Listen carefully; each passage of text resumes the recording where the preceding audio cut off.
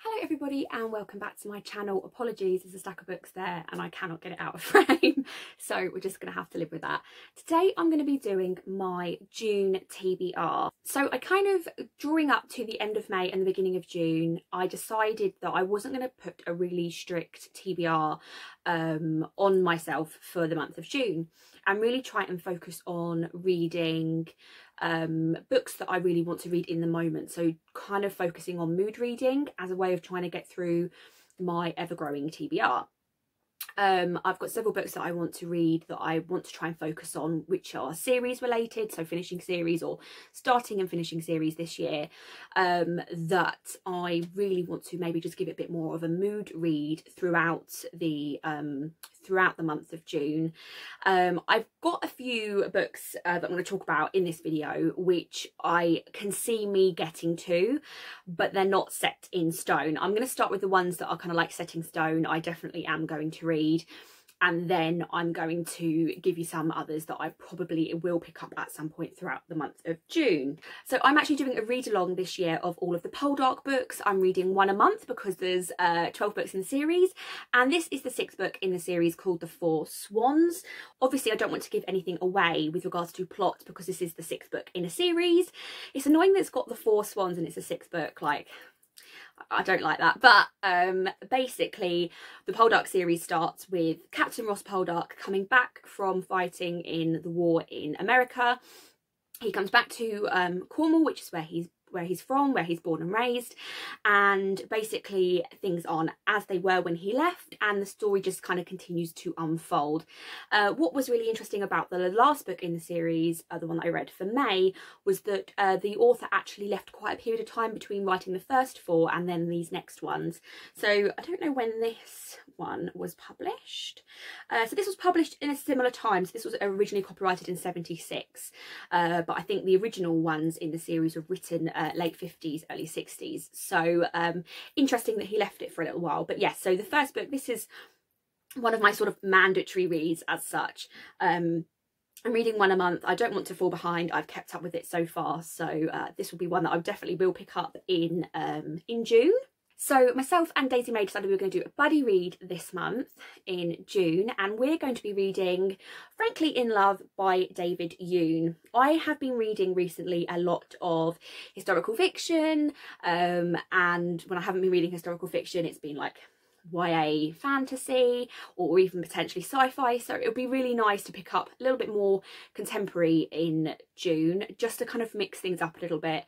I did feel towards the end of May, spoilers for my May wrap up, a little bit more sluggish with my reading because I had read quite a few historical fictions very close to each other. So it'd be really nice to pick this up at some point. I do need to make contact with Daisy May and just see what dates she wants to read this and how she wants to go about doing it, but we decided, as it was one that was already on my TBR, that we would go for one that at least one of us owned, and this was the one that we came up with. So I can't wait to read this. I have read Nicola Yoon's works, and this is about a guy called Frank. He's caught between his parents' expectations and his own Californian life. Frank's parents emigrated from Korea and have pretty much one big rule for Frank. He must date only Korean girls, but Frank has fallen for Brit, who is smart, beautiful and white. His friend Joy Song is in the same boat, and so they make a pact. They'll pretend to date each other in order to gain their freedom. Frank thinks fake dating is the perfect plan, but it leaves him wondering if he ever really understood love or himself at all.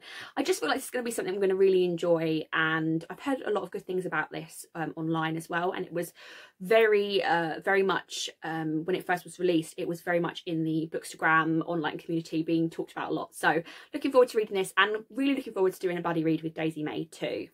And the next one, and the final one that's like on my mandatory list, is Lake in the Clouds by Sarah Donati. I don't know how to say her name. Sarah Donati. This is the 3rd book on the Into the Wilderness series. I read, again, spoilers for my May wrap up, I read books 1 and 2 in May, and I want to plunge straight into book 3 this month. Depending on, at the moment I don't know when I'm going back to work. I still don't really know, and I've been averaging at least 10 books a month since I've been on lockdown. So I'm looking, if I am off for June, I'm thinking I could potentially read 2 of these books in this series this month. but I'm not sure when I'm going back to work, so that's going to be a little bit more. That's also why I'm not setting myself a massive TBR, because I don't know when I'm going back to work still.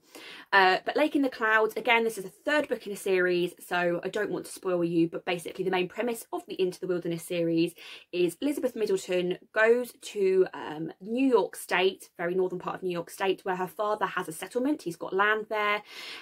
People have settled on that land. He's got people that live on his land. It's big area.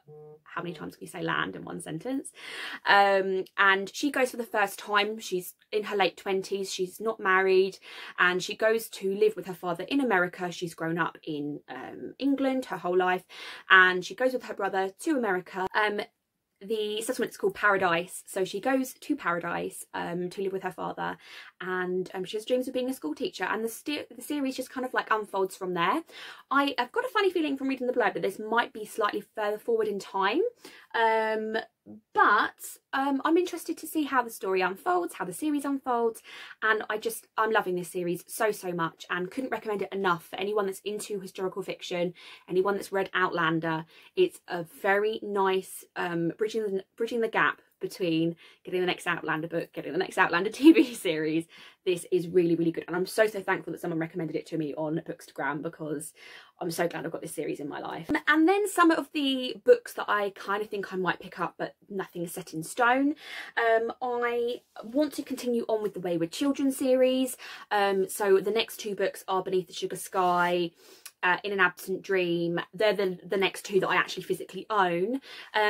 These are very easy and quick to read, and I've been really enjoying the series so far. I've read the first two, so I'm basically thinking that these might be a good thing maybe towards the end of the month, when I've got a couple of days left and maybe I finish something and don't want to start something big until the beginning of the month.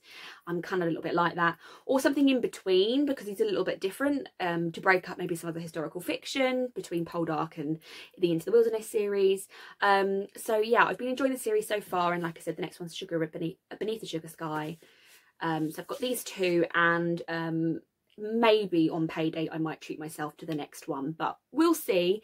But yeah, I would like to make some progress through this series. Ideally, both of these would be fantastic to get both of these read, because they're not that hard to read. They're really quite easy and quick to read. So, and then I would also really like to read The Switch by Beth O'Leary. This was really kindly gifted to me by Daisy May, who I spoke about earlier in this video. I was telling her about my escapades in Sainsbury's.